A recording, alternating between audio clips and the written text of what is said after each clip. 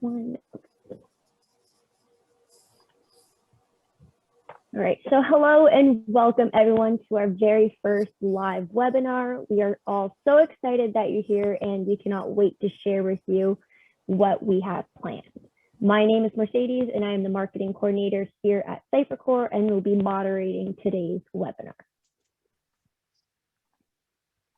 As you all know, today we will be talking about the top 6 barriers to implementing 2FA and how our CEO, Diego Machu's experience has helped him overcome these barriers. Now, before I invite Diego to speak, I just want to say that if you have any questions, please submit them into the chat and we will try to get to them during our question period. If we do not answer your question, we will send out an email with the response later in the week. So, Diego, I'm going to invite you up here. How are you today? Hello, Mercedes. I'm well. Awesome. So to kick things off, I do have a question for you. And the question is, why is it so hard to implement two-factor authentication? Well, that's a great question. I wanted to start off by thanking everyone for attending our webinar. Thank you for participating and watching. So we're looking forward to this fruitful discussion. Why is it hard to implement two-factor authentication? Well, implementing two-factor has come a long way. However, there are still barriers that organizations face today.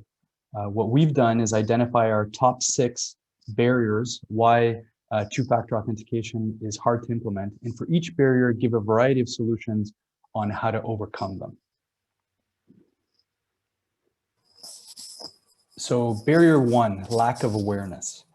Raising awareness is key. Although it may be shocking, a lot of management employees may not be aware what two-factor authentication is, what it is, how it can be leveraged to resolve issues that they are in fact charged with tackling.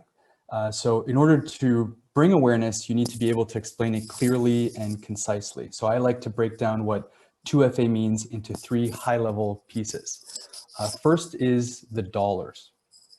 So becoming compromised is not only a large financial loss, there's also reputational damage, operational downtime, legal action, and loss of sensitive data that can happen from it. These are significant repercussions that all organizations should be aware of, all the way from the IT department, which is typically well-versed in this, to the C-suite individuals that make decisions with broader context.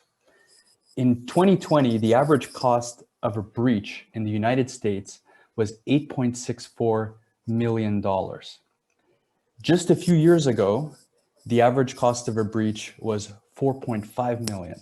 So we've seen a doubling of the cost of breaches in just a handful of years. On top of that, 30% of businesses breached once will be breached again within 2 years. So attackers can cause a lot of damage and go back to familiar prey to see if they can do it again. Second, I like to emphasize the power of two-factor authentication using this analogy. So passwords by themselves are very unsafe. If your security relies solely on passwords, then it's only a matter of time until a compromise occurs. The average internet user has over 40 online accounts and only uses a handful of passwords, maybe 3 or 4, not that many. That means that the password the user has for their pets.com or their social media account has a high likelihood of being the exact same or very similar to their banking websites or their company credentials. So if the pets.com website is compromised, that means between 20 and 40% of the other sites and access points are also compromised, like the company credentials. So now when any site is compromised, it threatens all sites to be compromised. Because it's impossible for users to manage this many passwords, compromises are a shared problem. So if you rely solely on passwords, it means you're effectively outsourcing your security of your users to other services. So finally, what does two-factor authentication do? Well, what it does is strengthen authentication. So how does it do that? Well, I like to think of the identity factors as identity dimensions. And there are three that we know of. There are the things that you know. So you know your password, you know your mother's maiden name, the city you were born in. And then there are things that you have. So these are physical items in your possession, like a smartphone, a laptop, or a hardware token. And there are things that you are, like an iris or your voice, typing speed. And they're dimensions, but because they require a fundamentally different approach to compromise. So just because an attacker can access 1 million passwords, it doesn't mean they can access 1 million phones. It's a completely different problem. So by adding second factor, you're giving attackers a new orthogonally difficult problem to solve. So whether this is bringing it up in a weekly team meeting, sharing links, doing demos, sharing videos, really pointing out any opportunity where 2FA can be of service will help raise awareness. So barrier 2, unexpected changes to productivity and workflow. So this is a major concern. You do not want to introduce a new way of doing things that will adversely impact your employees and constituents that access your company resources, especially something like logging in. That's an activity that everybody does every day.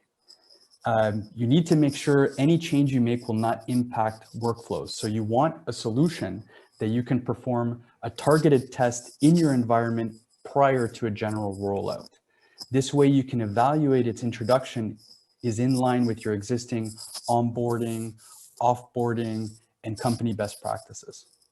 So we're strong believers in try before you buy. So our model is give it a shot in your environment on us. We will help you get it installed, set up, and tested so you can showcase it internally and get buy-in from management and employees. Many companies don't have a staging environment for their core access systems. So for example, an extra VPN appliance or web access manager simply for testing. Even many large organizations don't have such testing environments. But that's okay. With Login TC, you can control which users are challenged using a user list, or you can challenge users based on Active Directory or LDAP group memberships. So only users on that list or in that group will be challenged with the second factor. Anyone else will proceed with the existing authentication that's in place already. So that way, when it's placed in your production environment, your existing production flows are not impacted, only the ones you've decided. Another concern is making changes. I'm still on barrier 2, sorry. Another concern is making changes to production access systems. So making a change to your VPNs or making a change to your web access portals. So when you make a change in those systems, typically any change can have a production impact. So you want to be careful about that change. So our Radius connector, which adds two-factor to VPNs, firewalls, remote access systems, switches, it acts as a Radius authentication server, comes on board with testing capabilities so that you can validate it's properly configured prior to even touching your production environment. So it does this by simulating an authentication request and running through the configurations, performing both first and second factor, so that when you point your VPN to the appliance, you have confidence it'll work and not disrupt your environment. So when you're ready to enforce 2FA across the board in your company, you can use also the same AD groups that you controlled in while you were testing for a staged rollout. For example, staging a rollout based on geography or department. Each division will have time to adjust their communication strategy and limit productivity and workflow impacts. So trying in your environment and staging the rollouts helps contain and limit unexpected changes to your productivity and workflows of your organization. So now barrier 3. So unknown impacts on the help desk. Obviously, you do not want to overwhelm the help desk with calls and emails that individuals can't log in. This is going to negatively impact productivity. not only for the individuals that can't log in, but also the help desk that has to now take up their time with this new set of calls that they need to service. And remember, impacting the help desk is very expensive. At the end of the day, two-factor systems are used by end users. So there are three important considerations. The first is to have options. This is important to limit the strain on employee adoption. With more options, employees can pick what works best for them and have alternatives given their unique technical abilities and access to technology. So for example, most users may opt to use a smartphone, but not all of them. Some may be more comfortable using their desktop for their second factor token, or would prefer a phone call or have a hardware token. In larger organizations, there's more likelihood of requiring options given the probability of outliers. So if you think of an organization with 5,000, 10,000 users, there's a high likelihood that there's going to be 50 to 100 outliers that will just not have the same access to technology that the other majority would have. So having a lot of authentication methods is very useful. So login TC, you can do one-tap approval, phone calls, hardware tokens, whatever is needed to meet the technical level of your employees, contracts, and vendors. Eventually, your company will settle on a subset of the options as you collect buy-in from your department and employees. The second is a simple user experience. So you want to limit the interruption of employees. You want a solution that enables them and leverages the existing infrastructure as much as possible while delivering a rich experience. That means a solution that integrates into the existing login flow with minimal interruption. So ideally to the point where it's intuitive to the user how they need to proceed. So if the users can do it on their own, then that's going to save calls to your help desk. Finally, you want the experience to be consistent. 2FA can be applied across a wide variety of remote access systems, from VPNs to federated web applications to web access managers to remote desktop. Many organizations require it in more than one place. In fact, it should be used everywhere there's a password or a user credential. You need a solution that connects to each of those systems and delivers a consistent user experience. As soon as an employee knows how to access system A, they can access systems B through Z. Also, generally, you want one 2FA token, so one token to rule them all. You don't want to have a 2FA token for your cloud applications, then one for on-premise, and then one for this and one for that. As soon as the experience becomes different, or if the user needs to manage multiple tokens in different providers, that's going to confuse end users and increase support desk calls. So by selecting a solution that addresses these considerations, options, simplicity, and consistency, you will significantly limit the impacts to your help desk. So barrier 4, so company policies and systems. So there's concern that a new 2FA could impact your existing company policies. Well, flexibility is key. To get buy-in from management, the solution cannot disrupt existing company policies. You need a solution that adds an additional layer of security, not fundamentally change existing best practices and established policies. For example, impacting password reset or password policies. Many systems enforce a password reset once a password is expired. So for example, after 90 days, and then on the 91st day when a user logs in, they need to enter a new password. Your 2FA shouldn't disable that. Rather, it should work as an add-on to it. Systems that require add-ons, for example, adding attributes to your existing Active Directory repository, can be problematic. So it's very difficult to back these changes out even at the testing phase. We've had several customers tell us they've had to re-image their Active Directory servers from their daily or monthly backups because it was impossible to recover. Also, when you need to run services or applications on existing production servers, that can introduce unknown variables and impacts. So picking a solution that works alongside and not inside whenever possible will limit these impacts. So another example of potential impacts is for organizations that have or do not have a BYOD, bring your own device policy. So you need a 2FA solution that will enable that.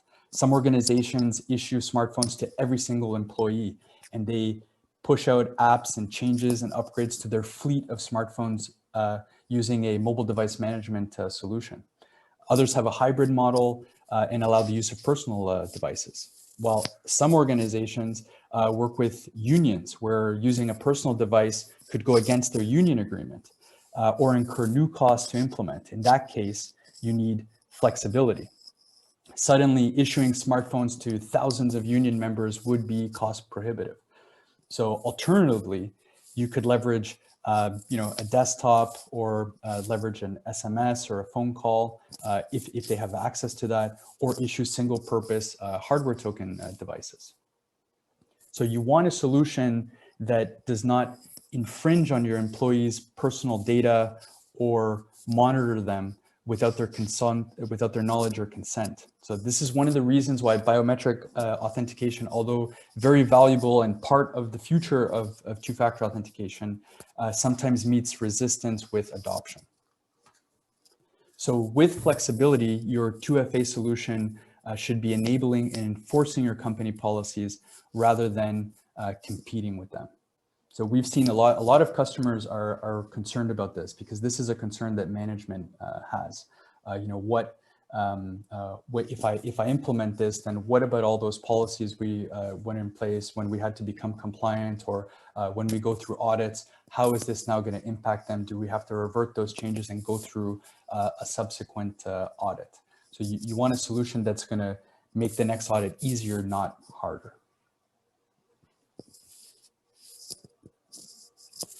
So legacy infrastructure. Legacy systems are very tricky, and typically they have legacy policies and deployment characteristics that further complicate adding 2FA. So migration is not always an option, or maybe a long time away or expensive. And virtually every organization has a legacy system and some distant plan to move away from them. But as a lot of the network administrators or IT management that we work with know, there is sort of no way around legacy systems. You're always going to have some sort of legacy system that you just will not be able to touch, or you have to be very careful because it performs a crucial role in your organization and just cannot be substituted. Perhaps it's out of support, or it was installed a while ago, there are no build books for it. So any changes to it have to be done with care. So what can you do to protect the legacy? Well, here are a few options. So the first one, which is a popular option, is to take that legacy system and isolate it from a network level. So firewall it off so that no connections can be made to it directly. And the only way what you can do is you can control access to that portion of the network with a firewall or a jump box. So you can then perform second factor against the firewall or the jump box to then ultimately access that legacy system. And what's nice about this approach is that it does follow with the standard auditing requirements for second factor or privileged elevated access to these systems, because there would be no other way to access it unless you go in through that one door that you open, the jump box or a firewall rule. And typically adding second factor to a jump box or to a firewall is a simple problem to solve because there will be more modern software installed on them. A second approach that's sort of similar but kind of different is, rather than isolating at the network level, you take control of the web traffic. And so for legacy systems that require web traffic, say for administration or for the use of the system, users are accessing it from their browser, or administrators access it on a special port to administer it. You can control that access, that web traffic. And what you can do is then configure your network to funnel all of that traffic to a web access manager. So a web access manager is a system that provides authentication, SSO, and controls traffic to your down level system. So one use case of a web access manager would be to expose, so some companies, for example, instead of using a VPN, they'll just use a web access manager where the user would log into that, and then they would have all of their applications or remote desktops directly, rather than connecting their computer or their laptop or desktop to a VPN and then accessing individual applications because now you're on the network. So the web access manager itself can perform the authentication, and you can add a second factor authentication to that web access manager, and it will perform the authentication, and then any traffic, any web traffic that is accessing those systems would have had to be authenticated by the web access manager, because it also does session management. So that works great for a wide variety of legacy scenarios, and we've seen that deployed quite a bit. Another approach is protecting your legacy directly with the protocols, like for example, Radius. Radius is a very old protocol. Most systems would support authentication with Radius. I'm still on barrier 5. Yeah, sorry. So for example, what you can do is you can actually configure the legacy system to perform the authentication. Say it's using Radius or it's using a direct LDAP connection, and rather than going directly to your existing user directory store, you configure it to go through something that's acting as a proxy. And from the legacy application's perspective, it's simply performing single factor authentication when in fact that proxy is managing both a first and second factor authentication. So this is a way to leverage existing configuration settings inside that system to enable modern two-factor authentication. Finally, if the system allows for it, a lot of old systems do, or if it was open source to begin with, you could add a module that leverages an API. So for example, LoginTC has an API where you can perform anything our connectors do. And you can add the module directly on the legacy system to say, perform this step-up authentication when you're performing a certain action. So although it's not easy to manage legacy, they do need protection. They do need second factor authentication. And these approaches can help achieve that. So barrier 6, so cost, it's too expensive. So it's important to have a solution that is cost effective. So it's equally important to have something in place to prevent the massive costs of compromises. Again, the average breach in the US costs organizations $8.64 million. So a new trend now as well for insurance, for company insurance, errors and omissions and cyber insurance, is requesting, and in some cases requiring, the use of two-factor authentication. And if it is not present to the point where the premiums are increased, or sometimes that particular premium is not offered, which means you have a gap in your coverage. So adding two-factor will actually offset other costs like insurance premiums. So LoginTC costs about a coffee a month for your users, depending on the coffee add-ons that you do. However, solely optimizing for the cost of the licenses themselves will most of the time end up being more expensive in the medium and long term. When a solution has a low cost of software, you get what you pay for. That cost will be spent in other ways by your organization. The cost of adding increased support, cost of help desk support, cost to train employees, operate, maintain, migrate, upgrade. This is called the total cost of ownership. And you want a solution that makes it simple for end users, reducing help desk and training costs, and administrators, reducing maintenance, support, and operations costs. So at CipherCore, administrators are users too. And that's why we design solutions that simplify and streamline these enterprise activities for any size organization. So in our case, LoginTC is not just a product, it's a comprehensive service that comes with unparalleled support technical guidance, and customer success engagement. We pride ourselves in making sure this 2FA journey is smooth and fruitful. So those are important considerations when factoring in cost to the decision of adding 2FA.